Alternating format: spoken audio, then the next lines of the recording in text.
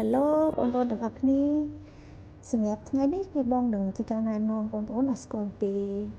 កម្មវិធីមួយឈ្មោះថា Scratch កម្មវិធីនេះគឺជាកម្មវិធីមួយសប្បាយៗសម្រាប់ក្មេងៗដែលអាចបង្កើតជាហ្គេមឬក៏digital ឬក៏ធ្វើជាវីដេអូកំប្លែងឬក៏បង្កើតជាគម្រោងមួយដែលចេញពីគំនិតរបស់យើងផ្ទាល់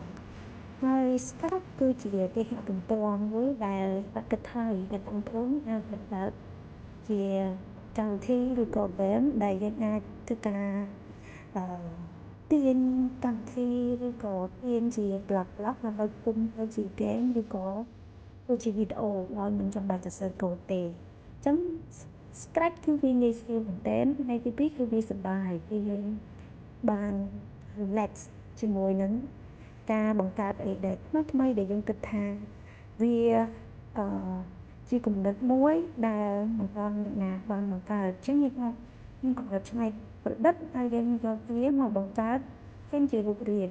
តាមក្តីស្រមៃរបស់យើងអញ្ចឹងបើបងប្អូនចង់ធ្វើការសាកល្បងបង្កើតគម្រោងនៅក្នុងប្រព័ន្ធ Scratch គឺបងប្អូនអាចចូលទៅគេហទំព័រវាយថា scratch.mit.edu ហើយបងប្អូនអាចបង្កើតគណនីដែលឥតថ្លៃហើយចាប់ផ្ដើមគម្រោងថ្មីៗដែលបងប្អូនសម័យចង់បង្កើតទាំងអស់គ្នា